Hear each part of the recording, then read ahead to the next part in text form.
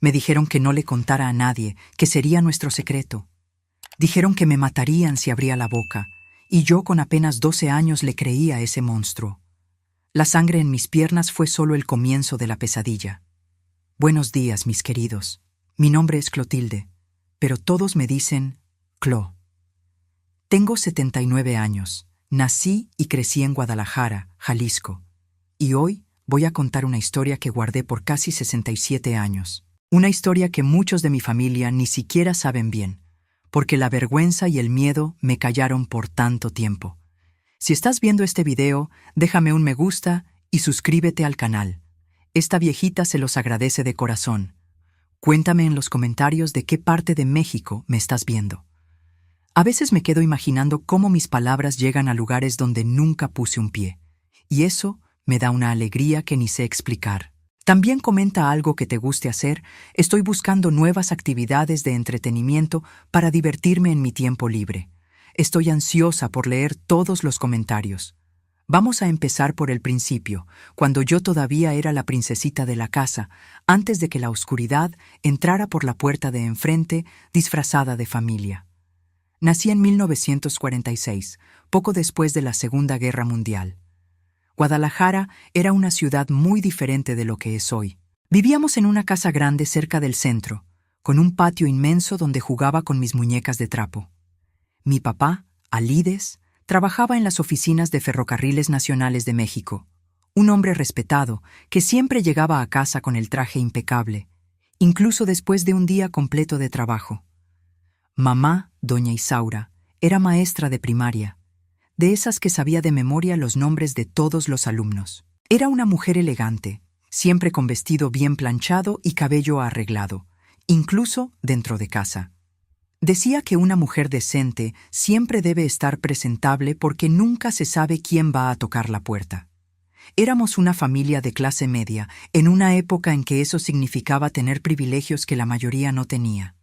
Teníamos una muchacha, Sebastiana, que dormía en casa y cuidaba de todo mientras mis papás trabajaban. Era como una segunda madre para mí.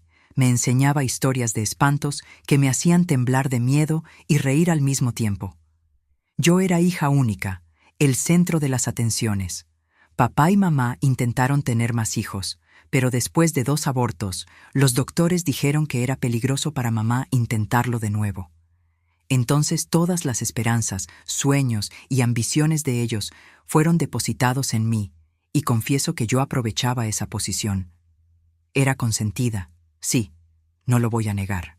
Me compraban las mejores muñecas, los vestidos más bonitos, y tenía clases de piano con la maestra italiana que vivía cerca de la iglesia. Clotilde va a ser una señorita muy fina, decía mamá para las vecinas que venían a tomar café en casa las tardes de sábado. Sabe coser, bordar y ya toca 3 canciones completas en el piano. Las mañanas en la escuelita eran fáciles para mí. Ser hija de la maestra más respetada de la ciudad tenía sus ventajas. Las otras maestras siempre me elogiaban, incluso cuando no lo merecía. Las tardes, después de hacer la tarea, podía jugar en el patio o en la banqueta con los otros niños de la calle. Jugábamos víbora de la mar, trompo, a las escondidas hasta que el sol comenzaba a ponerse. Los domingos eran especiales.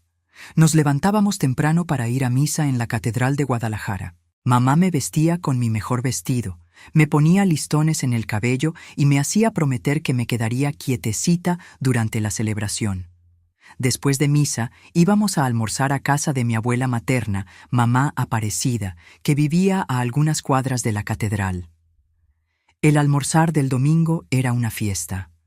Varios tíos, tías y primos se reunían alrededor de la mesa grande de madera que estaba en el patio, debajo del nogal. Mamá Aparecida hacía pozole con pollo de rancho que tardaba 2 días en quedar listo. El olor de esa comida es una de las memorias más vivas que tengo de mi infancia feliz. Abuelito Benito, esposo de mamá Aparecida, era un hombre callado pero cariñoso.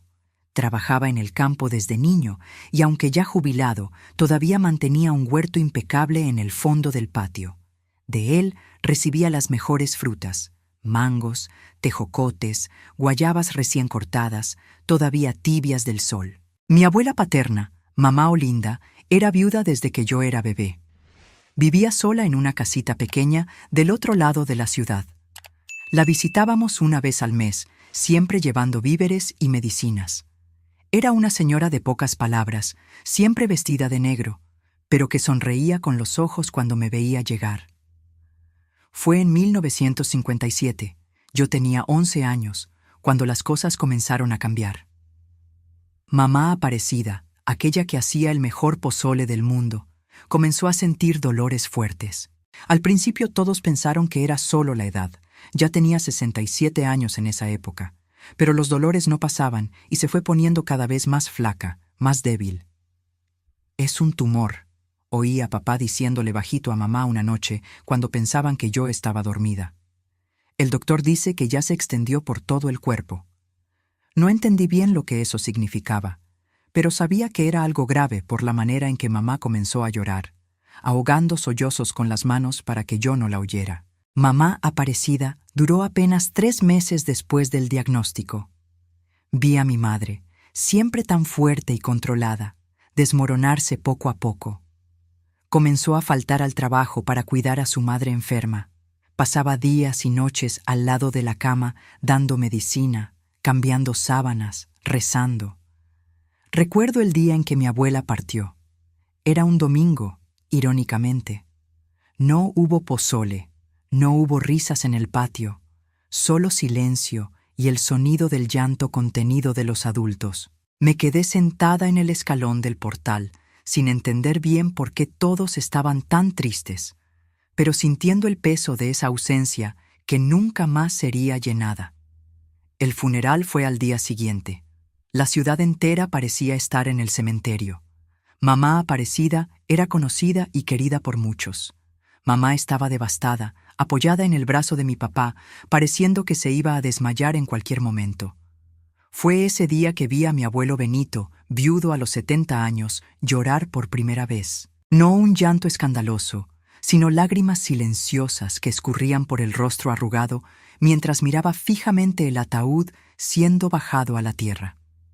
En las semanas siguientes, la vida trató de volver a la normalidad, pero había una sombra en nuestra casa.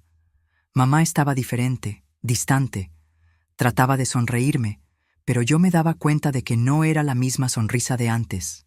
Papá hacía lo posible para mantener todo funcionando. Me llevaba y traía de la escuela, ayudaba a Sebastiana con algunas tareas de la casa, trataba de animar a mamá con pequeños regalos. Fue entonces que mi abuelo Benito comenzó a aparecer más en casa.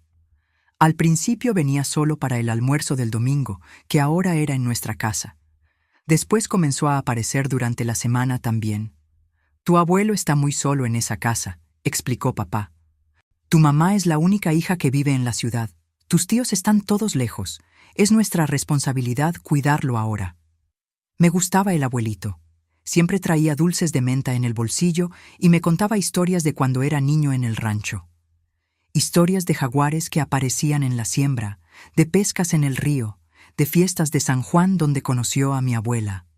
Eran historias sencillas, pero que me hacían viajar a un tiempo que nunca conocí. Un día, unos 2 meses después del funeral de la abuela, mi papá llegó a casa con una expresión seria.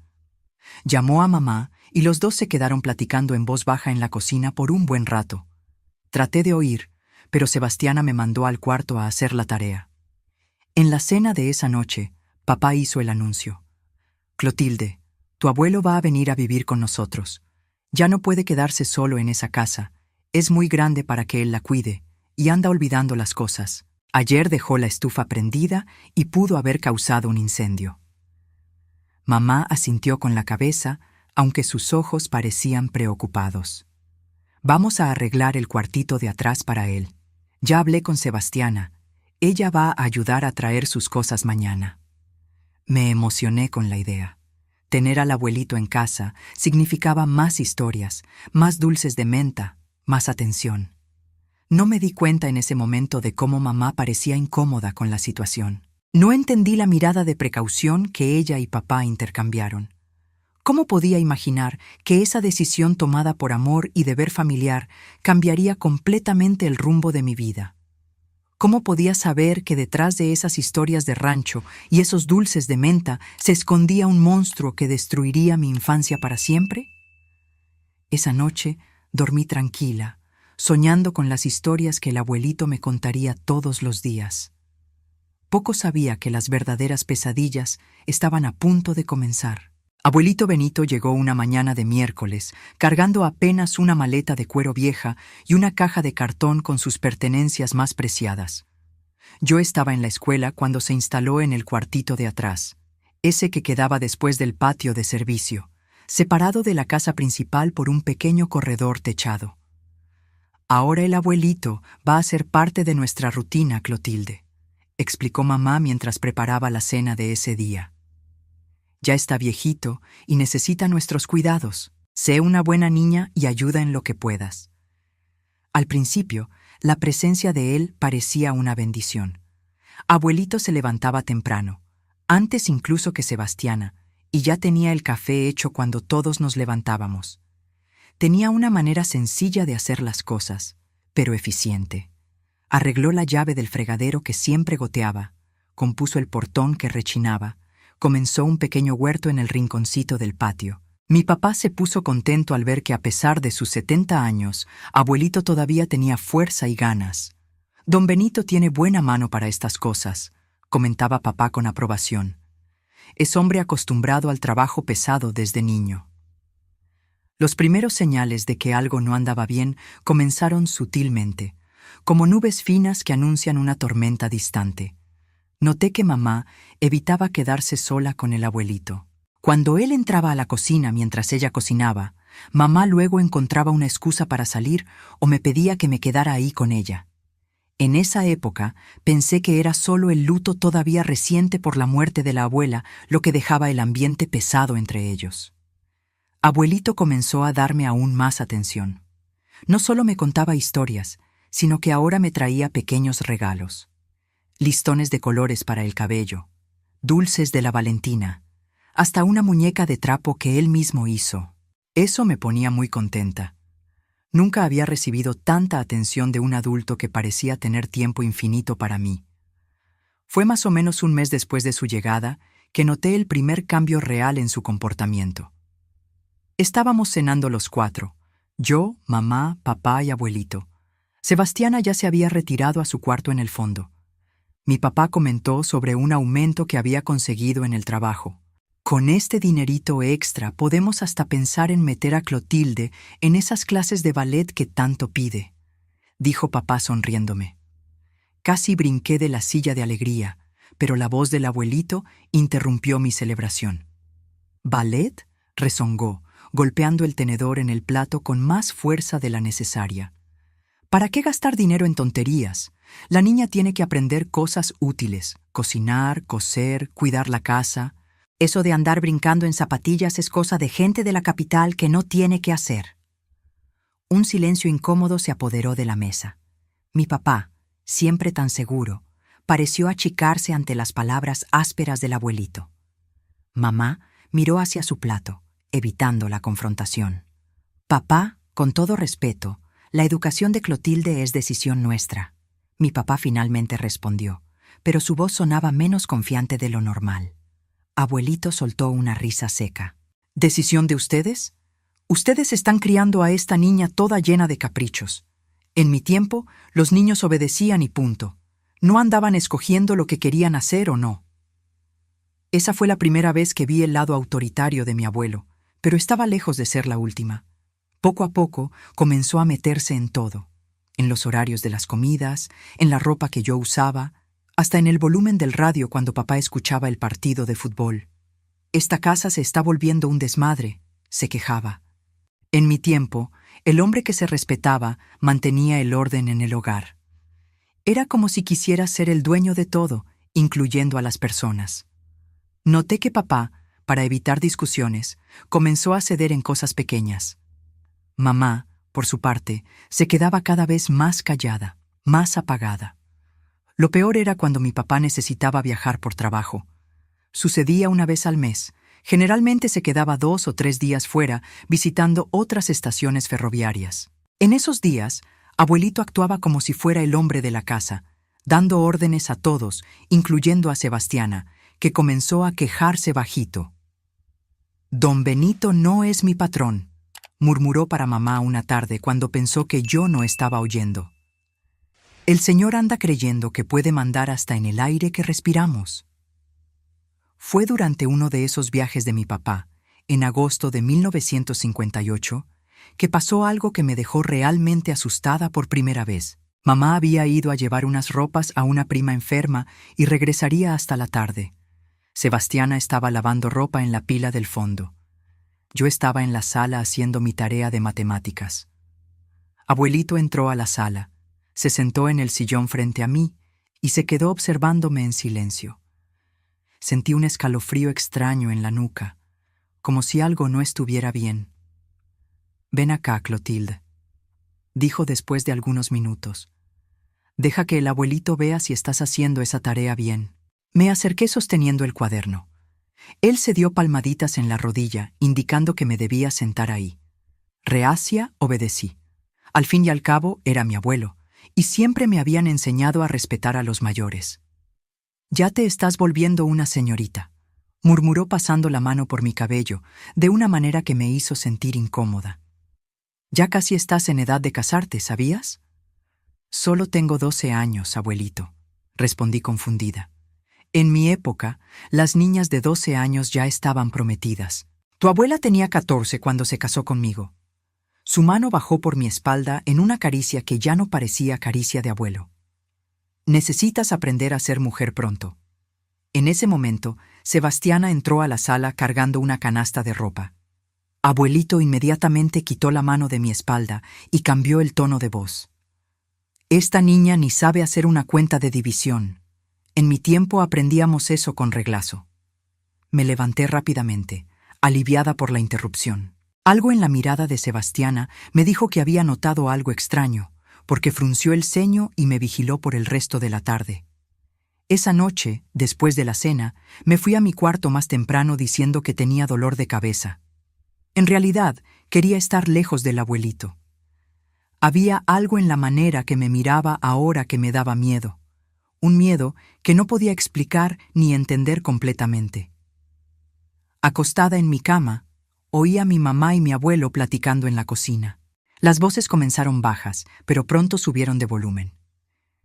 «Alides es muy blando con esa niña», la voz del abuelito resonó por el corredor. «Y tú también, están criando a una inútil». «Papá, por favor», la voz de mamá sonaba cansada. «Clotilde es una buena niña, estudiosa, educada». «¿Educada?», él interrumpió con una risa fría. «Apenas me mira a los ojos cuando le hablo. En mi tiempo, los niños miraban a los ojos de los mayores y obedecían sin cuestionar.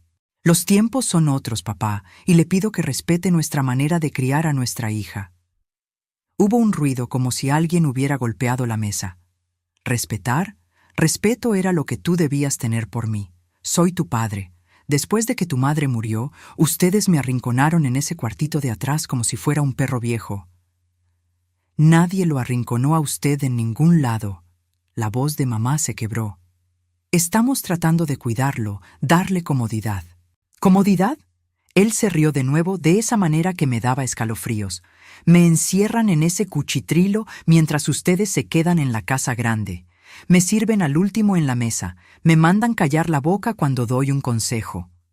Hubo un silencio, y entonces la voz de mamá, ahora más baja. «Si usted no está contento aquí, puede regresar a su casa. Nadie lo obligó a venir». Otro golpe en la mesa, más fuerte. «¿Eso es lo que quieres? ¿Deshacerte de tu padre viejo? ¿Mandarme de vuelta para quedarme solo hasta morir? ¿Así es como honras a tu madre? Ella debe estar revolcándose en la tumba de vergüenza de ti». Me tapé los oídos con la almohada, no queriendo oír más. Esa noche tuve pesadillas con sombras que me perseguían por la casa. En la mañana siguiente, mamá tenía ojeras profundas y apenas tocó el café. Abuelito, por otro lado, parecía extrañamente satisfecho, como si hubiera ganado alguna batalla. Cuando papá regresó de viaje 2 días después, me di cuenta de que mamá no le contó nada sobre la discusión. Ella sonreía forzadamente, decía que todo estaba bien. Abuelito, Por su parte, estaba más amable que nunca con mi papá, ofreciéndose a ayudar en lo que fuera necesario, elogiándolo por trabajar tanto para mantener a la familia. Fue como si dos personas diferentes vivieran dentro de mi abuelo. El hombre gentil y servicial que aparecía cuando mi papá estaba en casa, y el tirano controlador que emergía tan pronto como papá salía por la puerta. Una semana después, Sebastiana pidió su raya. Dijo que había conseguido un trabajo mejor en una casa del centro, pero vi en sus ojos que había otro motivo. Antes de irse, me abrazó fuerte y me susurró al oído: «Cuídate, niña. Y si algo malo pasa, cuéntale a tu mamá inmediatamente». No entendí la advertencia en ese momento, pero pronto, muy pronto, entendería perfectamente lo que ella quiso decir. Con la salida de Sebastiana, mamá pasó a quedarse más tiempo en casa. Pidió permiso en la escuela por algunas semanas diciendo que necesitaba organizar la casa. Creo que en el fondo no quería dejarme sola con el abuelito. Eso me trajo algún alivio temporal, pero no duró mucho. Pronto mamá necesitó regresar a las clases. El director de la escuela había sido claro en que no podía extender su permiso por más tiempo, y papá comenzó a hacer viajes más largos, a veces quedándose fuera por una semana entera. Fue en una de esas semanas, en noviembre de 1958, que mi mundo se derrumbó completamente. Mamá había ido a una junta en la escuela que duraría hasta tarde. Yo estaba en mi cuarto, ya en camisón, cepillándome el cabello antes de dormir. La puerta se abrió sin que tocaran. Abuelito estaba parado ahí, observándome con una mirada que nunca voy a olvidar en la vida. Una mirada que mezclaba algo animal con una frialdad calculadora que me heló hasta el alma. «Tu mamá regresa hasta tarde», dijo entrando al cuarto y cerrando la puerta detrás suyo. «Necesitamos tener una plática de adulto a adulto, Clotilde». Supe en ese instante que algo terrible iba a pasar. Un pánico primitivo se apoderó de mí, haciendo que mi corazón latiera tan fuerte que parecía que iba a explotar en mi pecho. Lo que pasó en los minutos siguientes es algo que todavía me atormenta en las noches más oscuras. Sus manos ásperas, su peso inmovilizándome contra la cama, el dolor punzante, mis gritos ahogados por la mano arrugada que cubría mi boca, el olor a tequila y sudor agrio, las palabras horribles susurradas en mi oído. «Si le cuentas a alguien, las mato a ti y a tu mamá», dijo cuando terminó, acomodándose la ropa como si nada hubiera pasado. «Nadie te va a creer. Van a decir que tú provocaste al abuelito, que eres una niña sin vergüenza». Me quedé paralizada en la cama mucho tiempo después de que él salió, incapaz de llorar, incapaz hasta de respirar bien. Un pedazo de mí murió esa noche. La niña confiada, alegre y soñadora, se fue para siempre, sustituida por un cascarón vacío lleno de vergüenza y miedo. En la mañana siguiente no pude levantarme para ir a la escuela. Mi cuerpo dolía de maneras que nunca imaginé que fuera posible. Había sangre en mi camisón, en las sábanas. Cuando mamá vino a ver por qué no me había levantado, mentí. Dije que tenía cólicos, que había despertado en esos días. Ella pareció creerme, me trajo un té y me dejó quedarme en casa. Abuelito pasó todo el día en la calle, gracias a Dios. Cuando regresó en la noche, actuó como si nada hubiera pasado. Cenó normalmente, contó historias para mi papá, hizo bromas. Ni siquiera me miró. Yo quería gritar, quería contarlo todo, pero sus palabras resonaban en mi cabeza. «Las mato a ti y a tu mamá». Y yo le creí, con la inocencia y el terror de una niña de 12 años. Creí que sería capaz de eso. Así comenzó mi infierno personal. Lo que debería ser un hogar se volvió una prisión de terror. Su presencia, su olor, su voz, todo me causaba pánico. Y lo peor, nadie se daba cuenta, o tal vez no querían darse cuenta. Las noches se volvieron mi mayor pavor. Cada vez que oía pasos en el corredor, cada vez que una tabla del piso rechinaba, me encogía en la cama rezando para que él no viniera. Pero siempre venía. No todas las noches, lo que era casi peor, porque la incertidumbre me mantenía en constante estado de alerta, de terror anticipado. Comencé a cambiar. Dejé de comer bien, adelgacé. Mis calificaciones en la escuela bajaron. Ya no quería salir a jugar ni platicar con nadie. Pasé a dormir con unas tijeras debajo de la almohada, aunque sabía que jamás tendría valor para usarlas. «¿Qué te está pasando, hija?», preguntaba mamá preocupada. «Pareces un fantasma andando por ahí». Yo quería tanto contarle.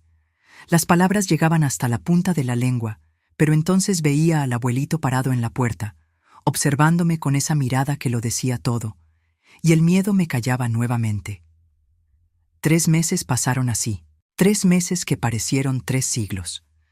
3 meses en que cada noche era una tortura, cada día un ejercicio de fingimiento. Había aprendido a existir en un espacio entre la vida y la muerte. No completamente viva porque algo fundamental había sido destruido en mí, pero tampoco muerta porque mi cuerpo insistía en seguir funcionando, respirando, moviéndose automáticamente por el mundo. Fue en febrero de 1959, en pleno verano, que todo finalmente salió a la luz. No porque creé valor para contarlo. Ese valor yo no lo tenía, sino porque mi cuerpo habló por mí. Abuelito había estado particularmente violento la noche anterior. Mamá y papá habían ido a un cumpleaños y regresarían tarde. Él aprovechó para beber más de lo normal y vino a mi cuarto más temprano que de costumbre. «Hoy el abuelito te va a enseñar unas cosas nuevas», dijo con esa sonrisa que me daba náuseas. Traté de resistir por primera vez. Grité, pateé, arañé. Eso solo lo puso más furioso. Cuando terminó, yo estaba más lastimada que nunca. Brazos morados de tanto ser apretada, arañazos en los hombros, un corte en el labio de cuando me pegó para que me quedara callada. En la mañana siguiente no podía esconder las heridas. Era verano, hacía un calor insoportable, y mamá entró al cuarto mientras yo todavía dormía. Cuando jaló la sábana para despertarme, vio los moretones en mis brazos, la sangre seca en el labio cortado. El grito de ella despertó a toda la casa. El grito de mi madre esa mañana calurosa de febrero fue como un desgarre en el tejido del silencio que me había sofocado por meses. Sus ojos recorrieron mi cuerpo marcado, deteniéndose en cada moretón, en cada arañazo, en el corte de mi labio. Vi el horror crecer en su rostro mientras la comprensión de lo que estaba pasando finalmente la golpeó como un rayo. «Dios mío, Clotilde, ¿quién te hizo esto?», preguntó sentándose en la orilla de la cama, las manos temblando al acercarse a mis brazos morados. No pude responder. Era como si un nudo se hubiera formado en mi garganta, bloqueando cualquier palabra. Después de meses guardando ese secreto horrible, no sabía cómo empezar, cómo hacer que esas palabras salieran de mi boca, cómo contarle a mi propia madre que su papá, el hombre que ella había acogido en nuestra casa, estaba destruyendo mi vida noche tras noche. Papá apareció en la puerta, todavía abotonándose la camisa del pijama, el cabello despeinado de quien acababa de despertar. «¿Qué pasó?», preguntó alarmado por el grito. Sus ojos se agrandaron al verme. Nunca había visto a mi papá de esa manera. El rostro pálido, las pupilas dilatadas por el shock, las manos cerradas en puños tan apretados que los nudillos se pusieron blancos. Por un instante terrible pensé que abuelito también aparecería ahí, que entraría al cuarto con esa cara de preocupación falsa, fingiendo no saber nada, listo para inventar alguna mentira. Mi cuerpo entero se contrajo con esa posibilidad, pero fue justamente ese miedo obvio, esa reacción física de pavor, lo que finalmente hizo entender a mi madre. Vi el momento exacto en que la percepción atravesó su rostro. Sus ojos se llenaron de lágrimas y se cubrió la boca con la mano, como si quisiera impedir que escapara un grito aún mayor. «Fue él, ¿verdad?», susurró con voz temblorosa. «Fue mi papá, ¿verdad?». No necesité responder con palabras. Mi silencio, las lágrimas que finalmente comenzaron a escurrir por mi rostro, el temblor incontrolable de mi cuerpo, todo confirmó lo que ella temía. Mi papá tambaleó como si hubiera recibido un golpe en el estómago. Me miró, después a mamá, después de vuelta a ella, buscando alguna explicación que no existía, algún sentido en un horror que no tenía sentido ninguno. «¿Cuánto tiempo?», preguntó mi madre, sosteniendo mis manos entre las suyas, los ojos fijos en los míos. ¿Hace cuánto tiempo está pasando esto, mi hija? 3 meses, logré balbucear, la voz casi inaudible. Desde noviembre. 3 meses. 90 días. Para ellos era un shock, una revelación súbita y devastadora. Para mí había sido una eternidad en el infierno, minuto por minuto, segundo por segundo. El rostro de mi madre se contorsionó en una expresión que nunca había visto antes, una mezcla de dolor, rabia y culpa que parecía envejecerla 10 años en 10 segundos. ¿Por qué no nos dijiste antes?, preguntó mi papá, la voz ronca. Las palabras del abuelito resonaron en mi cabeza. Si le cuentas a alguien, las mato a ti y a tu mamá. Incluso ahora, con el secreto revelado, esa amenaza todavía tenía poder sobre mí. Dijo que nos iba a matar si yo contaba. Hablé entre sollozos. Dijo que nadie me iba a creer, que iban a decir que yo lo provocaba. Mi papá soltó un sonido extraño, como un animal herido.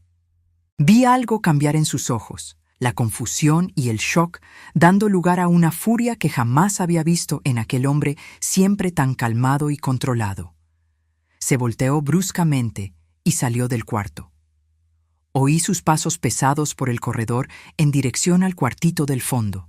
¡Ay, no!, gritó mamá, corriendo detrás de él. Me quedé sola en la cama, todavía envuelta en las sábanas manchadas, oyendo los sonidos distantes de una confusión. Voces alteradas, algo quebrándose, un golpe sordo. Quería levantarme, ver lo que estaba pasando, pero mi cuerpo parecía hecho de plomo. No podía mover ni un músculo. Minutos después, o fueron horas, el tiempo parecía distorsionado. Mamá regresó. Estaba pálida, con el cabello despeinado y los ojos rojos de tanto llorar. Se sentó a mi lado en la cama y me abrazó. Un abrazo diferente de todos los otros que me había dado. Desesperado, como si temiera que yo pudiera desaparecer en cualquier momento. Se fue, murmuró contra mi cabello. Tu papá lo corrió. No va a volver nunca más. Ya estás segura. Yo quería creer en esas palabras, quería sentirme aliviada, liberada, pero el miedo se había infiltrado tan profundamente en mí que parecía formar parte de mi propia piel. ¿Y si regresa de noche?, pregunté, la voz quebrada por el terror que esa posibilidad me causaba. ¿Y si viene a buscarme cuando ustedes estén durmiendo? Mamá sostuvo mi rostro entre sus manos, obligándome a mirar a sus ojos. No va a pasar, dijo con una firmeza que no dejaba espacio para dudas.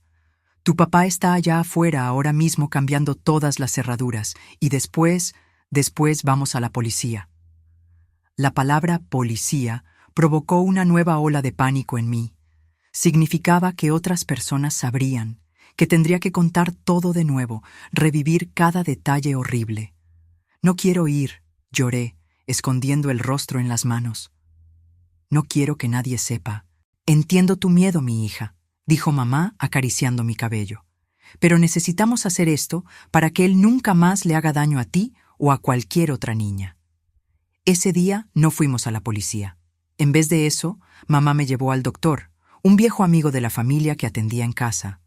Con discreción, recuerdo su rostro poniéndose cada vez más sombrío mientras me examinaba, haciendo preguntas en voz baja que yo apenas podía responder.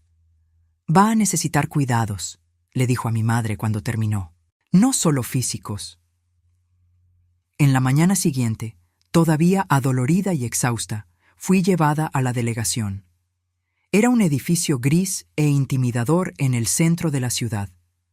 Mamá sostuvo mi mano todo el tiempo mientras papá caminaba algunos pasos adelante de nosotras, los hombros tensos, la mandíbula apretada de rabia contenida. Nos llevaron a un cuarto pequeño, con paredes descarapeladas y un ventilador ruidoso que solo circulaba el aire caliente. Un delegado de bigote grisáceo escuchó nuestra historia, anotando todo en un cuaderno gastado. Su rostro permanecía impasible, profesional, pero vi algo cambiar en sus ojos cuando entendió lo que había pasado. Necesitamos la declaración de la niña, dijo mirando más a mis papás que a mí. Sola. No, protesté agarrando el brazo de mi madre con fuerza. No me quiero quedar sola. Es el procedimiento, explicó el delegado con una gentileza sorprendente. Pero su mamá puede quedarse si usted prefiere. Así, con mamá a mi lado, conté todo. Cada noche, cada abuso, cada amenaza. Las palabras salían en chorros entrecortados por sollozos mientras mantenía los ojos fijos en mis propias manos, incapaz de mirar a los adultos en el cuarto. Cuando terminé, el silencio era tan denso que parecía tener peso propio. El delegado carraspeó, visiblemente incómodo. «Lo vamos a encontrar», garantizó. «No se va a escapar». Pero se escapó, al menos por un tiempo. Las semanas siguientes fueron un borrón de doctores, de preguntas repetidas exhaustivamente, de miradas de lástima que me seguían por todas partes. La noticia se esparció rápidamente, como pasa en ciudades pequeñas. Los susurros me acompañaban en los pasillos de la escuela, en el camino a la iglesia, en las tiendas del centro. «Es esa niña», decían. «Dicen que el abuelo... pobrecita». Ya no era más Clotilde la niña consentida, hija del empleado del ferrocarril y de la maestra respetada. Era la víctima, un objeto de curiosidad mórbida y lástima superficial. En casa, las cosas también cambiaron drásticamente. Mis papás, devastados por la culpa de no haber notado lo que estaba pasando, convirtieron esa culpa en sobreprotección. Nunca más me quedé sola.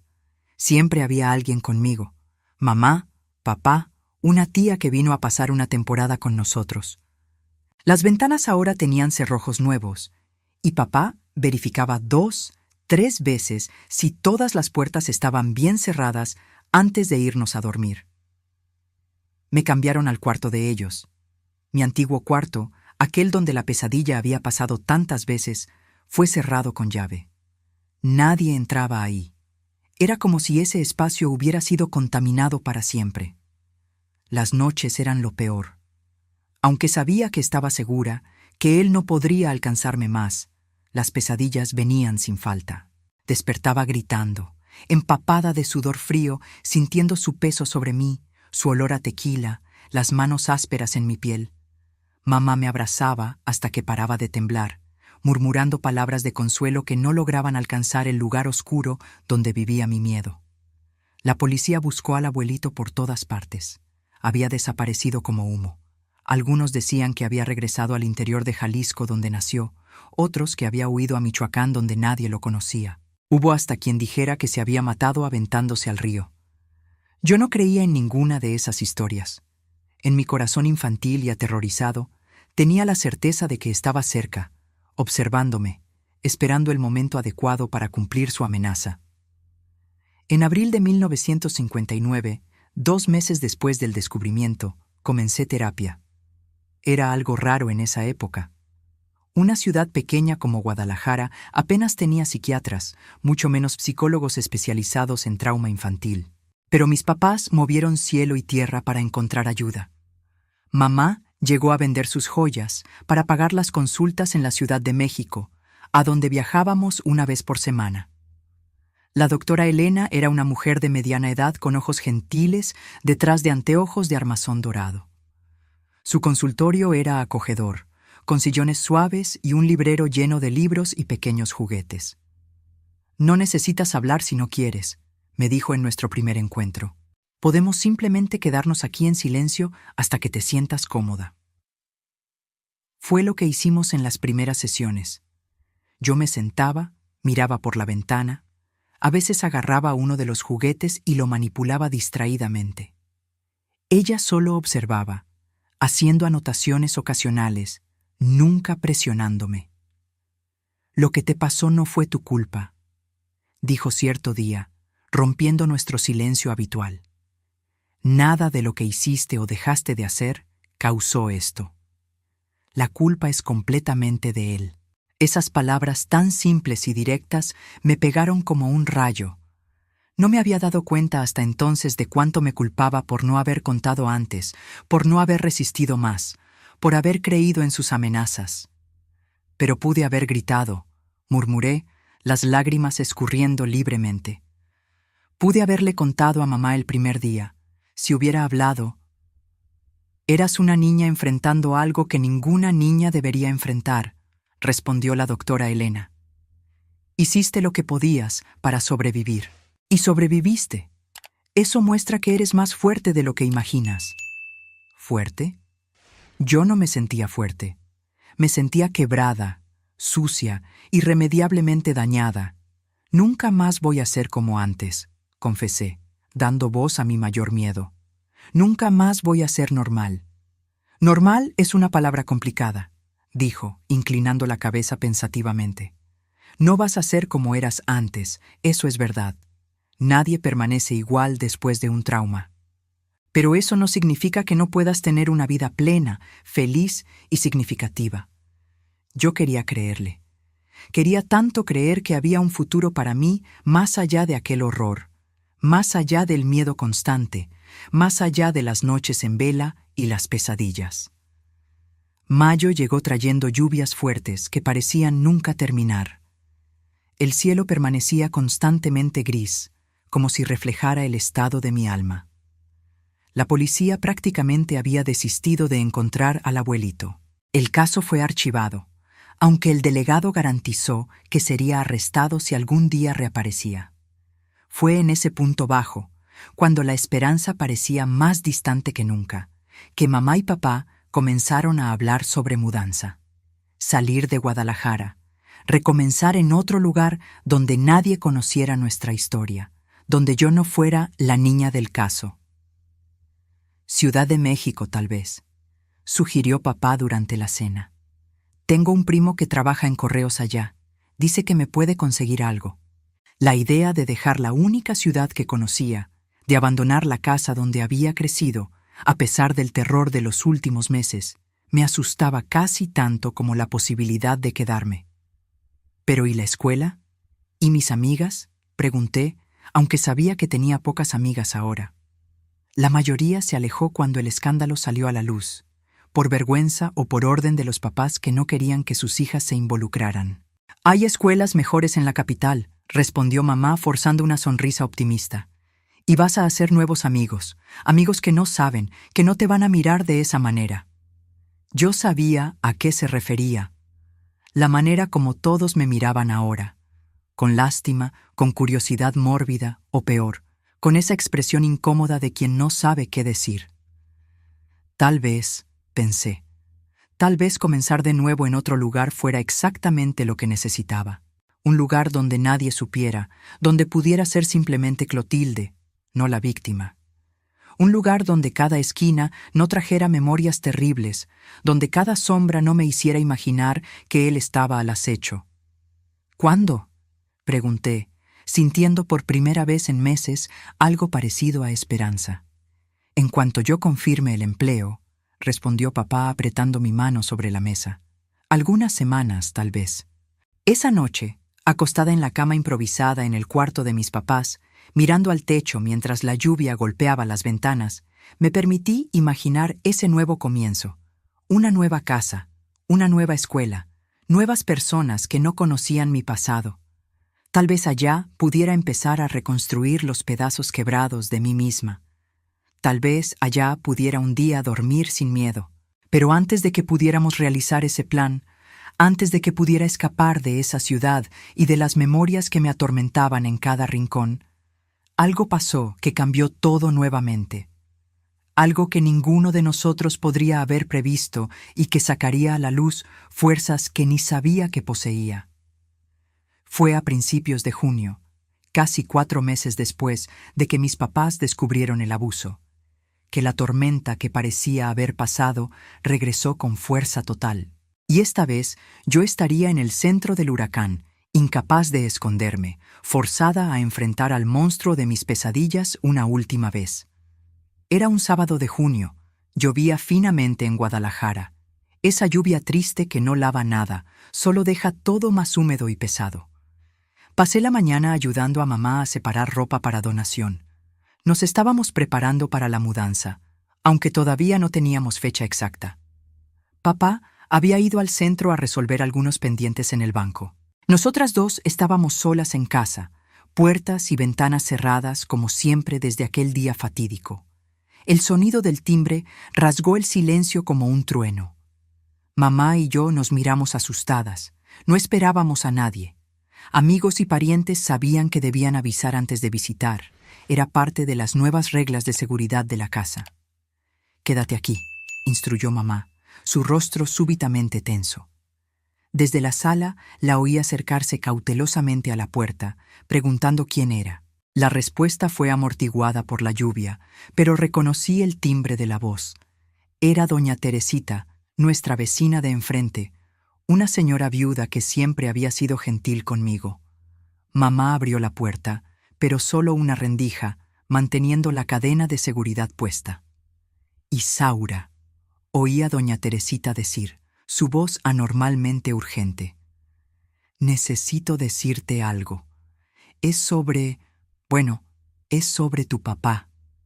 Mi sangre se heló en las venas.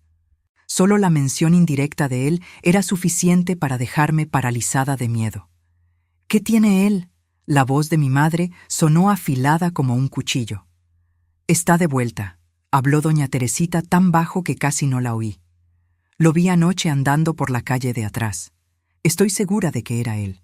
Estaba diferente, barba larga, más flaco, pero era él». Mis piernas cedieron y me apoyé en la pared para no caer. Había regresado. El monstruo de mis pesadillas estaba de vuelta, probablemente para cumplir su amenaza. «¿Está usted completamente segura?», preguntó mamá, la voz temblando ligeramente. «Completamente», confirmó doña Teresita. «Él no me vio, estaba oscuro, pero pensé que ustedes debían saberlo para tener cuidado». Oí a mamá agradecer rápidamente y cerrar la puerta. Cuando regresó a la sala y me vio recargada en la pared, blanca como la cera, no necesitó preguntar si había escuchado. Mi rostro lo decía todo. «Voy a llamar a tu papá», dijo tratando de parecer calmada, pero vi el miedo en sus ojos, el mismo miedo que yo sentía. Papá llegó a casa 20 minutos después, jadeando por haber corrido bajo la lluvia.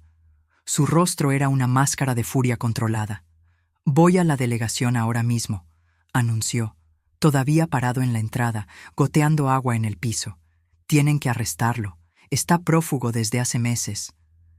«¿Y si no hacen nada?», preguntó mamá, lo que todos estábamos pensando. La policía no se había esforzado mucho para encontrarlo la primera vez. ¿Por qué sería diferente ahora? Una conversación tensa siguió en la cocina. Mamá y papá discutiendo en voces bajas, ocasionalmente mirándome, sentada silenciosamente en la mesa. Hablaban sobre huir esa misma noche, sobre quedarnos con parientes en otra ciudad hasta que todo se resolviera, sobre contratar a alguien para proteger la casa. Y entonces, en medio de esa conversación angustiada, se fue la luz. La casa quedó sumergida en la oscuridad, excepto por los destellos ocasionales de los relámpagos que la tormenta, ahora más fuerte, lanzaba contra las ventanas. Un silencio absoluto cayó sobre nosotros tres mientras nos dábamos cuenta de nuestra súbita vulnerabilidad. «Es solo la lluvia», dijo papá finalmente, tratando de sonar confiado. «Voy a traer las velas». Mientras él iba hasta la despensa a buscar velas y cerillos, mamá se acercó a mí, jaló una silla y se sentó a mi lado, sosteniendo mi mano en la oscuridad. «Va a estar todo bien», susurró, aunque su voz traicionaba su propia incertidumbre. Fue en ese momento que oímos el ruido. Un crujido leve, como si alguien estuviera forzando la puerta de atrás, esa que daba al patio, cerca del cuartito donde abuelito había vivido. Papá regresó corriendo de la despensa, velas y cerillos olvidados. «¿Oyeron eso?», preguntó, la voz tensa. Antes de que pudiéramos responder, otro crujido, más fuerte esta vez, inconfundible. Alguien realmente estaba tratando de entrar por la puerta de atrás. «Al cuarto, ahora», ordenó papá en un susurro urgente. «Enciérrense ahí. Voy a ver qué es». «No», exclamé agarrando su brazo con desesperación. La idea de separarnos, de que papá enfrentara solo lo que muy bien podía ser abuelito tratando de invadir la casa, me llenó de pavor. Otro crujido, seguido por el sonido inconfundible de madera cediendo. Quien fuera que fuese, había logrado entrar. En ese momento me di cuenta de que estábamos acorralados. La casa tenía solo 2 salidas, la puerta del frente y la de atrás. Esta última ahora comprometida. Para llegar a la puerta del frente, tendríamos que atravesar toda la sala, quedando expuestos. Como si leyera mis pensamientos, papá nos jaló hacia el armario de la cocina, un hueco estrecho donde guardábamos escobas y productos de limpieza. «Quédense aquí», susurró. «No hagan ningún ruido». Apretadas en ese espacio estrecho, mamá me abrazó con fuerza, amortiguando hasta el sonido de nuestra respiración. Oí a papá salir de la cocina, sus pasos ligeros en el piso de madera que yo conocía tan bien. Los minutos siguientes fueron los más largos de mi vida. Cada segundo parecía arrastrarse mientras tratábamos de oír cualquier sonido de la casa más allá del tamborear de la lluvia en el techo y el rugido ocasional de los truenos. Entonces, voces amortiguadas al principio, después más altas. La voz de mi papá, tensa, furiosa, y otra voz que reconocí inmediatamente, que me hizo temblar incontrolablemente en los brazos de mi madre. Él, abuelito. El monstruo había realmente regresado. No podía distinguir las palabras exactas, solo el tono, acusaciones, negaciones, rabia creciente. Las voces venían de la sala, acercándose a la cocina. «Tu hija está mintiendo». La voz del abuelito súbitamente se hizo clara, cortando el aire como una navaja. «Estas niñas de hoy en día inventan cosas, lo ven en la televisión y creen que...» «Cállate la boca», gritó mi papá. «Sal de mi casa ahora, o juro por Dios que esta vez te mato». Un ruido de lucha, cuerpos chocando, algo quebrándose. Mamá me apretó aún más contra sí, sus lágrimas silenciosas mojando mi cabello. «No me voy sin hablar con esa mentirosa», gritó abuelito. «Ella necesita confesar que inventó todo esto. Mira lo que me hicieron. Me convirtieron en un prófugo, en un criminal». Otro estrépito, el sonido inconfundible de un cuerpo cayendo pesadamente al suelo. Mamá ya no aguantó más. Empujó la puerta del armario y salió, jalándome consigo. La escena que encontramos en la cocina, iluminada solo por los relámpagos ocasionales, quedaría grabada para siempre en mi memoria. Mi papá estaba caído cerca de la mesa, un hilo de sangre escurriendo de su frente. Abuelito estaba de pie, sosteniendo una botella rota, obviamente el arma que había usado contra papá. Al vernos, su rostro se contorsionó en una sonrisa que no tenía nada de humano. «Ahí están ustedes», dijo dando un paso en nuestra dirección. «La ingrata de mi hija y la mentirosa de mi nieta». Estaba casi irreconocible. La barba blanca ahora estaba larga y sucia, los ojos inyectados, la ropa empapada pegándose al cuerpo flaco. Olía a tequila, sudor y odio. El miedo me paralizó como tantas veces antes, pero algo diferente pasó entonces, algo que ni yo misma esperaba. Una rabia que no sabía que existía dentro de mí, una furia acumulada a lo largo de aquellos meses de terror y sufrimiento, explotó de repente, barriendo el miedo lejos. «¡Yo no mentí!», grité, mi voz sonando extrañamente adulta a mis propios oídos. «Tú sabes lo que hiciste. Tú lo sabes». Abuelito pareció aturdido por un instante, tal vez por mi osadía, tal vez por ver a la niña aterrorizada que conocía transformada en alguien que se atrevía a enfrentarlo. Ese momento de vacilación fue todo lo que mamá necesitó. Con un movimiento rápido, agarró la sartén pesada de hierro que estaba en la estufa y antes de que abuelito pudiera reaccionar, le pegó con toda su fuerza en el costado de la cabeza. El impacto fue brutal. Abuelito tambaleó, soltando la botella rota, y cayó de rodillas, aturdido. Sangre comenzó a escurrir de un corte arriba de la oreja. Papá ya se estaba levantando, tambaleante pero determinado. Vi en sus ojos lo mismo que sentí en mi corazón. No habría más miedo, no habría más huida. Esa noche, de una manera u otra, la pesadilla terminaría. Lo que pasó después parecía ocurrir en cámara lenta. Abuelito, aunque herido, trató de levantarse, agarrándose de la orilla de la mesa para apoyarse. Sus ojos nublados por el dolor y el alcohol se fijaron en mí con odio puro. «Tú», gruñó, tratando de dar un paso en mi dirección. Tú destruiste todo. Papá se puso entre nosotros, protegiéndome con su cuerpo. Al mismo tiempo, mamá corrió hacia el teléfono en la pared, que milagrosamente todavía funcionaba a pesar de la falta de luz, y marcó rápidamente. ¡Policía!, gritó al teléfono. Por favor, vengan rápido. Calle Acacias 247. Invadió nuestra casa. Está tratando de atacar a nuestra hija. Abuelito, dándose cuenta de que estaba acorralado, hizo un último intento desesperado. En un movimiento inesperadamente ágil para un hombre de su edad, agarró un cuchillo de la pila y avanzó contra mi papá. Todo pasó muy rápido. Mi papá se esquivó, tratando de desarmar al abuelito. Hubo una lucha breve y violenta. Vi la hoja del cuchillo reflejar la luz de un relámpago mientras los dos hombres luchaban por su control. Entonces, un grito. El cuchillo cayó al suelo con un tintineo metálico. Abuelito retrocedió, sosteniendo su propio brazo, sangre escurriendo entre sus dedos. En ese momento, las luces volvieron, inundando la cocina con una claridad repentina que parecía casi sobrenatural después de tanto tiempo en la oscuridad. La escena se congeló como en una fotografía macabra. Mi papá jadeando, con sangre en la frente. Mi madre todavía sosteniendo el teléfono, los ojos desorbitados. Abuelito contra la pared, herido, y yo parada en medio de la cocina, presenciando el fin de una pesadilla que había durado demasiado tiempo. Sirenas comenzaron a sonar a lo lejos, acercándose rápidamente. Abuelito miró alrededor como un animal acorralado, buscando una ruta de escape, pero no había a dónde ir. Las puertas y ventanas que podría usar para huir estaban del otro lado de la casa, bloqueadas por nosotros. Fue en ese momento, con las sirenas llegando y la inevitabilidad de la captura volviéndose clara, que vi algo quebrarse en sus ojos. No fue arrepentimiento o vergüenza, nada tan humano. Fue solo la comprensión de que había perdido, de que ya no habría más poder sobre nosotros, de que su impunidad había llegado a su fin. «Ustedes no saben lo que hicieron», murmuró, deslizándose por la pared hasta sentarse en el piso, todavía sosteniendo el brazo herido.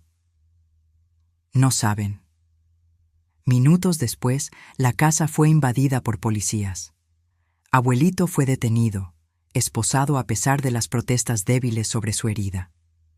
Recuerdo que me miró una última vez mientras se lo llevaban arrastrando. Una mirada que ya no tenía el poder de aterrorizarme, porque ahora yo sabía algo que él no sabía. Yo había sobrevivido. Había enfrentado al monstruo y seguía en pie.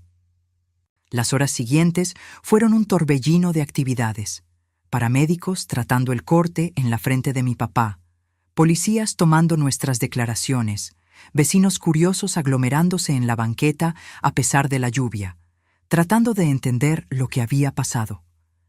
Sentada en la sala, envuelta en una cobija que alguien había puesto sobre mis hombros, observé toda esa actividad con una extraña sensación de distanciamiento. Era como si estuviera flotando por encima de la escena, viendo todo pasarle a otra persona, no a mí. Fue solo cuando todos finalmente se fueron, los policías prometiendo volver en la mañana siguiente para más preguntas, los paramédicos después de garantizar que nadie necesitaba ir al hospital, los vecinos relutantemente dispersados, que la realidad comenzó a asentarse. Estábamos los tres en la sala, exhaustos, todavía procesando lo que había pasado. Un silencio extraño flotaba en el aire. No el silencio opresivo del miedo que había sido nuestra compañía constante por meses, sino un silencio diferente, casi pacífico. «Se acabó», dijo papá finalmente, su voz baja pero firme. «Él no te va a lastimar más, Clotilde, nunca más». Por primera vez en mucho tiempo creí verdaderamente en esas palabras. La pesadilla había terminado. No de la manera que esperábamos, no como habíamos planeado, pero había terminado. Esa noche, por primera vez en meses, dormí sin tener pesadillas. Un sueño profundo y reparador que parecía lavar un poco del horror acumulado en mi alma joven. En la mañana siguiente, cuando desperté, una sensación extraña me invadió. Me tomó algunos segundos identificarla, de tan desacostumbrada que estaba. Era esperanza, una pequeña llama de esperanza de que tal vez la vida pudiera volver a ser buena nuevamente. Abuelito fue formalmente acusado y encarcelado.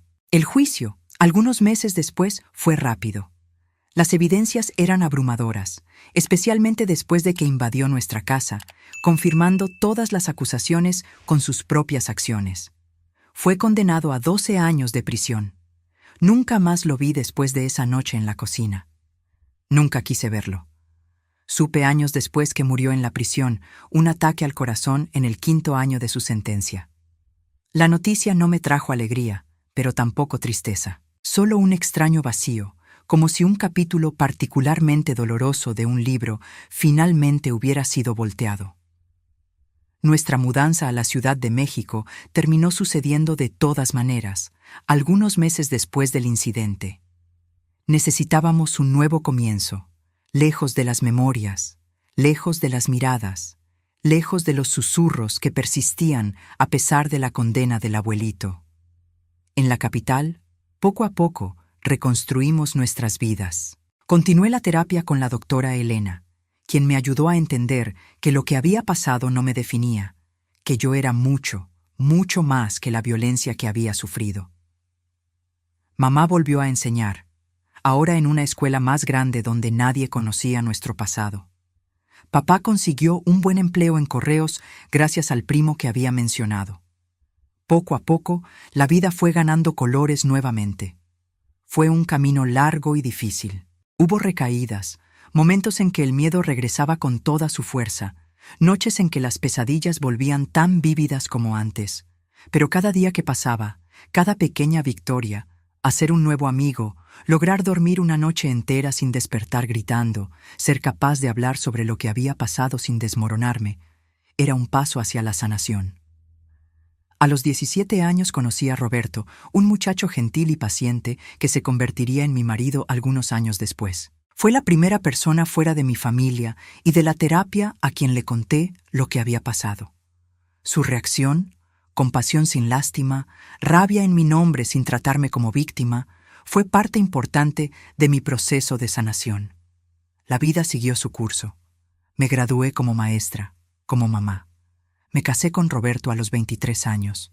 Tuvimos 3 hijos maravillosos, 2 muchachos y una niña. Conocí la alegría de ser madre, después abuela y ahora bisabuela. Construí una vida plena, significativa, llena de amor y propósito. Hoy, a los 79 años, mirando hacia atrás, veo que la doctora Elena tenía razón.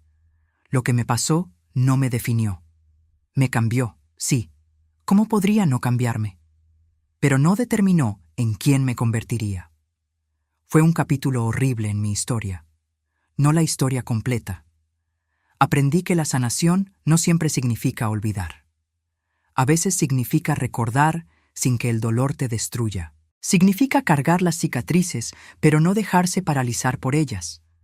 Significa transformar tu propio dolor en compasión por otros, en fuerza para proteger a aquellos que amas, en sabiduría para reconocer tanto la oscuridad como la luz que existe en todos nosotros. Y tal vez más importante, aprendí que sobrevivir es solo el comienzo. El verdadero triunfo está en vivir plena, auténtica, valerosamente, a pesar de las heridas, a pesar de los miedos, a pesar de las pérdidas. Es por eso que cuento esta historia hoy. No para causar shock o lástima, sino para que tal vez alguna otra niña, alguna otra mujer, alguna otra persona que carga heridas invisibles sepa que no está sola. Que la oscuridad, por más densa que parezca, no dura para siempre. Que la luz del otro lado está esperando por quien tiene valor para seguir caminando. El veredicto de aquel juicio todavía resuena en mis oídos como si fuera ayer. «Culpable», dijo el juez golpeando la mesa con su martillo.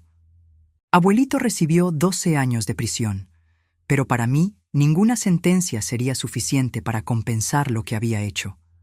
Aunque sabía que estaba tras las rejas, las cicatrices permanecían abiertas en mi alma.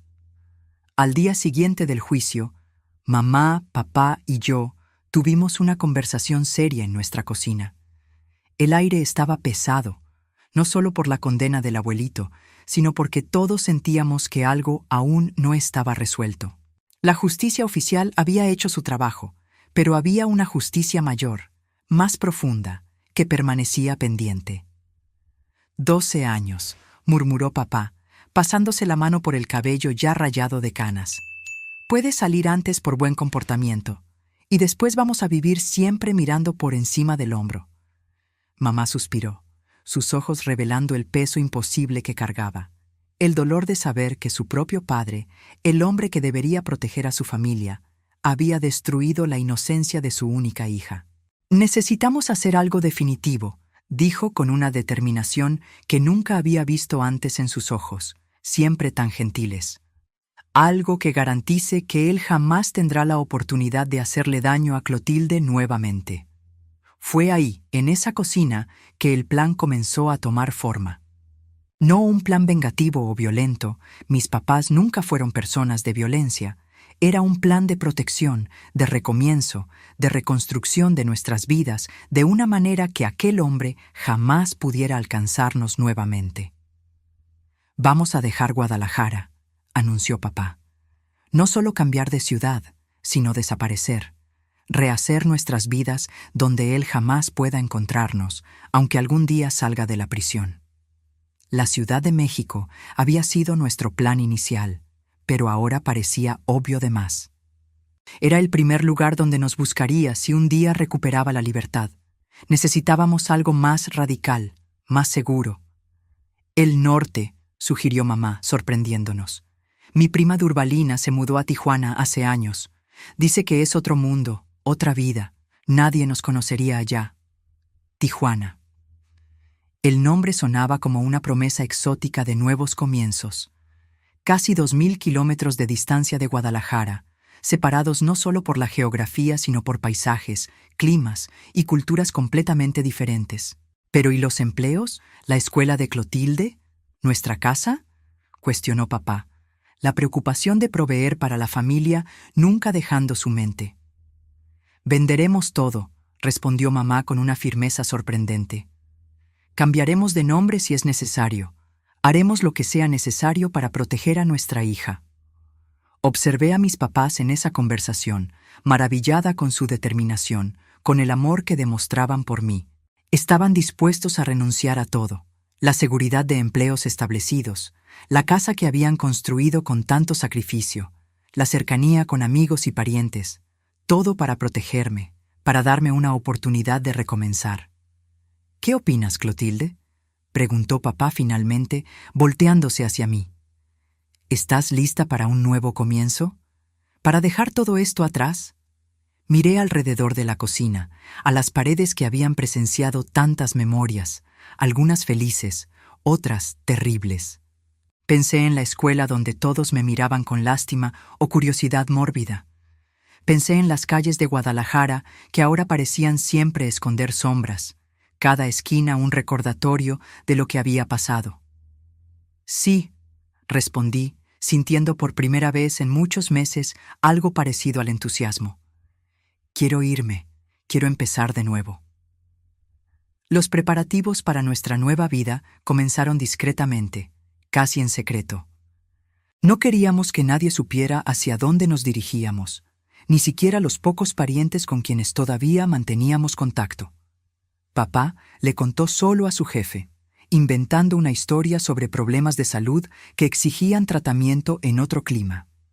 Vendimos la casa a una pareja de la capital que ni llegó a visitar el inmueble. Compraron por medio de un corredor, atraídos por el precio abajo del mercado que ofrecimos para acelerar la venta. Los muebles más grandes fueron incluidos en la venta. El resto fue donado o vendido en lotes pequeños para no llamar la atención. Mamá le escribió a la prima en Tijuana pidiendo ayuda para encontrar una casa para rentar e información sobre escuelas y posibles empleos. Las cartas eran enviadas a una dirección intermedia, la casa de una colega de trabajo de confianza, para evitar cualquier rastro en caso de que alguien de la familia del abuelito tratara de localizarnos. En 2 meses todo estaba listo. Dejamos Guadalajara en una madrugada de octubre de 1959, cuando la ciudad todavía dormía. Un solo taxi cargando 3 personas y 6 maletas. Todo lo que quedaba de nuestra vida anterior. Fuimos hasta León, donde tomaríamos el tren para la capital, y de ahí un avión para Tijuana. El viaje fue largo y cansado. El avión, una novedad para mí. En otra situación habría sido emocionante, pero estaba demasiado exhausta emocionalmente para sentir cualquier cosa más allá de un vago alivio por estar cada vez más lejos de Guadalajara. Llegamos a Tijuana en una tarde calurosa y seca que hizo que mis ropas se pegaran al cuerpo instantáneamente. Durvalina, la prima de mamá, nos esperaba en el pequeño aeropuerto con una sonrisa cálida y abrazos apretados. No conocía los detalles de lo que había pasado. Mamá le había contado apenas que tuvimos problemas serios y necesitábamos recomenzar, pero su hospitalidad sin preguntas fue exactamente lo que necesitábamos. La Tijuana de 1959 era una ciudad fascinante, tan diferente de todo lo que yo conocía, que a veces parecía que habíamos viajado a otro país, no solo a otro estado. Los colores vibrantes, los olores intensos de especias y comida de la frontera, el calor constante, la lluvia que prácticamente no existía, el ritmo más acelerado de la vida fronteriza, todo conspiraba para crear la sensación de que realmente habíamos dejado nuestro pasado atrás. Rentamos una casa pequeña pero aireada en la colonia Libertad, no muy lejos de donde vivía Durvalina. Papá consiguió empleo en una empresa de importación y exportación, gracias a un contacto que Durvalina tenía. El trabajo pagaba menos que su antiguo empleo en el ferrocarril, pero ofrecía la posibilidad de crecimiento. Mamá, después de algunas semanas buscando, fue contratada como maestra suplente en una escuela primaria. Para mí, la adaptación fue más difícil. La escuela era completamente diferente. El acento de las personas, las palabras que no conocía, las costumbres. Hasta la merienda tenía sabores extraños a mi paladar del interior jalisciense. En las primeras semanas prácticamente no hablé con nadie, quedándome aislada en los rincones del patio durante los recreos. Pero poco a poco algo curioso comenzó a pasar. Lejos del ambiente donde todos me conocían como la niña del caso, fui lentamente reaprendiendo a ser simplemente Clotilde. Nadie allí sabía de mi pasado. Nadie me miraba con esa mezcla de lástima y curiosidad mórbida. Era un anonimato libertador. La primera amistad que hice fue con Iracema, una niña de piel morena y sonrisa fácil que se sentaba en el pupitre al lado del mío. Ella me adoptó, por así decir, decidiendo que yo necesitaba aprender las costumbres locales. «Hablas muy raro, ¿eh?», se reía imitando mi acento del interior. «Ven acá, te voy a enseñar lo que son tacos de verdad, no esa cosa que ustedes del sur llaman tacos». Con Iracema descubrí el mercado de la línea. Probé comidas que ni sabía que existían. Aprendí a andar en camión por las calles que conectaban la ciudad. Su compañía, tan despreocupada y alegre, fue como un bálsamo para mi espíritu herido. En casa también vi a mis papás cambiando, adaptándose. Papá abandonó los trajes formales que siempre usó en Guadalajara, simplemente incompatibles con el clima de Tijuana, y adoptó camisas ligeras de manga corta. Mamá dejó crecer el cabello y muchas veces lo usaba suelto, algo que nunca la había visto hacer antes. Pequeños cambios que simbolizaban algo mayor. Nos estábamos permitiendo ser personas diferentes, dejando atrás no solo el horror de lo que había pasado, sino también las versiones rígidas de nosotros mismos que existían antes. Claro, no todo fue fácil. Había noches en que todavía despertaba gritando, empapada de sudor frío, segura de que había oído la voz del abuelito en el corredor. Días en que un hombre mayor en la calle con cierta semejanza física con él me hacía congelarme de terror. Momentos en que el simple acto de alguien cerrar una puerta con demasiada fuerza me hacía entrar en pánico. Continué la terapia con una nueva psicóloga, la doctora Marta, a quien mamá le contó toda la verdad para que pudiera ayudarme adecuadamente. No era lo mismo que las sesiones con la doctora Elena en la capital, pero poco a poco fuimos construyendo una relación de confianza. El trauma no desaparece solo porque cambiaste de dirección, explicó la doctora Marta en una de nuestras primeras sesiones. Pero puedes aprender a cargar esa historia de una manera que no te impida vivir plenamente. Y fue eso lo que lentamente comenzamos a hacer, aprender a cargar nuestra historia de una nueva manera. Un año después de nuestra llegada a Tijuana, papá recibió una carta. Venía del abogado que había cuidado de la venta de nuestra casa en Guadalajara. Era corta y directa. Abuelito había muerto en la prisión. Un ataque al corazón fulminante durante el almuerzo en el comedor. Papá y mamá discutieron largamente si debían contarme. Terminé oyendo por casualidad, escuchando detrás de la puerta, un hábito que había desarrollado en Guadalajara y que todavía no había logrado abandonar completamente. Cuando los confronté sobre lo que había oído, mamá me abrazó, lágrimas en los ojos. «Ya no puede lastimarte, mi hija», dijo. «Nunca más». No lloré. No sentí alivio, ni alegría, ni tristeza. Era como si la noticia fuera sobre un extraño, alguien que yo apenas conocía. Me di cuenta de que en cierto sentido eso era verdad. El hombre que me hirió tan profundamente no era realmente mi abuelo. Era un monstruo que usaba su rostro. El verdadero impacto de la noticia vino más lentamente, en los días y semanas siguientes. Me di cuenta de que ya no necesitaba mirar por encima del hombro constantemente, que no necesitábamos más mantener nuestra localización en secreto, que el miedo de que él un día pudiera salir de la prisión y encontrarnos finalmente se había disipado. Fue como si un peso enorme hubiera sido removido de nuestros hombros. Nuestra nueva vida en Tijuana dejó de ser una huida y pasó a ser simplemente nuestra vida. En 1962, cuando yo tenía 15 años, papá fue promovido a gerente en la empresa de importación y exportación.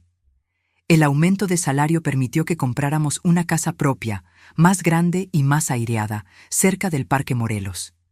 Mamá consiguió una posición permanente como maestra, y yo, para sorpresa de todos, incluyendo la mía, me convertí en una de las mejores alumnas de mi grupo.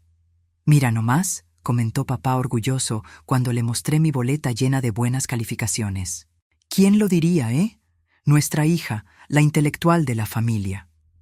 En la nueva escuela hice más amistades. Comencé a participar en el grupo de teatro, descubriendo que actuar, ser otra persona por algunas horas, tenía un efecto terapéutico curioso sobre mí. En el escenario dejaba de ser Clotilde, la niña con un pasado doloroso, y me convertía en quien fuera que el papel exigiera. Fue en el teatro de la escuela que conocí a Vicente, a los 16 años. Él era 2 años mayor. Estaba en el último año y hacía el papel principal en la obra en que yo tenía un papel secundario. Alto, de piel morena y ojos verdes impresionantes, herencia de un abuelo español, explicó después. Vicente fue mi primer amor verdadero. Nuestro acercamiento fue lento. Diferente de otros muchachos que conocí, Vicente nunca fue apresurado o insistente. Parecía entender intuitivamente mis límites, mis temores, aunque yo nunca le había contado sobre mi pasado. Nuestro primer beso pasó después de una presentación particularmente exitosa de la obra. Fue gentil, respetuoso, y por primera vez no sentí miedo del toque de otra persona. Fue como si algo congelado dentro de mí comenzara finalmente a derretirse. Vicente y yo anduvimos por casi 2 años. Él fue mi primer novio, mi primera experiencia de amor romántico. Con él aprendí que la intimidad física podría ser bonita, respetuosa, basada en consentimiento y cariño mutuo, lo opuesto completo de la violencia que había marcado mi introducción a la sexualidad. Eventualmente, Vicente ganó una beca para estudiar ingeniería en Monterrey. Nuestro noviazgo no sobrevivió a la distancia, pero nos separamos con cariño y respeto. Él siguió su camino y yo el mío, pero siempre le voy a agradecer el papel que desempeñó en mi jornada de sanación. En 1966, a los 19 años, ingresé a la Universidad Autónoma de Baja California para estudiar letras. Fue ahí que conocí a Roberto, un estudiante de Derecho de ojos gentiles e ideas apasionadas sobre justicia social. Era de Ensenada, hijo de un comerciante y una maestra, y había venido a Tijuana específicamente para estudiar en la universidad. Nuestra amistad comenzó en un proyecto conjunto entre los cursos de Letras y Derecho, una iniciativa para llevar educación básica a comunidades rurales. Pasábamos horas discutiendo los materiales, planeando las clases, ocasionalmente discutiendo sobre enfoques pedagógicos. Era una amistad basada en respeto mutuo e intereses compartidos. El noviazgo vino casi un año después, naturalmente, como si fuera el siguiente paso lógico en una relación que ya era profunda y significativa. Con Roberto finalmente encontré el valor para compartir toda mi historia. El abuso, la huida, el recomienzo en Tijuana. Fue la primera persona fuera del círculo familiar y terapéutico a quien le conté todo. Su reacción fue exactamente lo que necesitaba. Indignación por lo que me había pasado sin tratarme como una víctima quebrada, compasión sin lástima y, sobre todo, una comprensión de que mi pasado era parte de mí, pero no me definía. «Eres la persona más fuerte que he conocido», me dijo después de escuchar toda la historia, sosteniendo mis manos con firmeza. «Y te amo exactamente como eres, con todas tus cicatrices y toda tu fuerza». Nos casamos en 1970, cuando yo tenía 23 años y él 25. Fue una ceremonia pequeña pero alegre en la iglesia de Nuestra Señora de Guadalupe, cerca de nuestra nueva casa. Mis papás, visiblemente emocionados, me entregaron al altar los dos juntos. Una ruptura de tradición que tenía todo el sentido para nuestra familia, que había sobrevivido unida al peor de los pesadillas. Los años siguientes trajeron más sanación, más alegrías, más marcos de una vida que contra todas las probabilidades se había vuelto plena y significativa. Nuestro primer hijo, Pablo, nació en 1972. Mariana vino en 1975 y finalmente Lucas en 1979. Tener hijos fue otra etapa importante en mi jornada de sanación. Cada embarazo, cada parto, era una forma de reclamar mi cuerpo, de afirmar que era mío, no un objeto de violencia, sino un recipiente de vida, de amor, de continuidad. Con cada hijo me sentía más conectada a mi propia humanidad, más completa e íntegra. La maternidad también trajo nuevos desafíos y miedos. Me sorprendí siendo superprotectora, especialmente con Mariana. El terror de que algo semejante pudiera pasarle a mi hija a veces me despertaba en la noche sudando frío. Fue necesario mucho trabajo interno y algunas sesiones adicionales de terapia para encontrar el equilibrio entre proteger a mis hijos y permitir que vivieran sus propias vidas, libres del peso de mi trauma. Mis papás fueron abuelos maravillosos, presentes, amorosos, pero respetando siempre nuestro espacio como familia. Papá se jubiló en 1980 y dedicó mucho de su tiempo a los nietos, enseñándoles a pescar, a arreglar cosas, a apreciar los pequeños placeres de la vida. Mamá continuó enseñando hasta 1985, cuando también se jubiló y se sumergió de lleno en la vida de abuela. La vida continuó su curso, trayendo alegrías y tristezas como pasa con todas las familias. Perdí a mi papá en 1990, de un ataque al corazón repentino, el mismo fin que había llevado a su verdugo años antes, una ironía que no pasó desapercibida. Mamá vivió más, falleciendo pacíficamente en 2003, a los 84 años, rodeada de hijos, nietos y hasta algunos bisnietos. Roberto y yo continuamos juntos, construyendo una vida que nunca imaginé ser posible en los días oscuros de 1958. Él se convirtió en un abogado respetado, especializándose en derechos humanos y causas sociales. Yo me convertí en maestra universitaria, compartiendo mi amor por la literatura con generaciones de jóvenes. Nuestros hijos crecieron, formaron sus propias familias. Pablo se hizo médico, Mariana siguió mis pasos y se volvió maestra. Lucas escogió la ingeniería. Juntos me dieron 7 nietos maravillosos que ahora están comenzando a darme bisnietos. Hoy, a los 79 años, mirando hacia atrás en esta larga jornada, veo claramente cómo el plan desesperado que mis papás concibieron en aquella mesa de cocina en 1959 cambió completamente el rumbo de nuestras vidas. no solo alejándome del peligro, sino abriendo caminos que jamás habríamos recorrido si nos hubiéramos quedado en Guadalajara.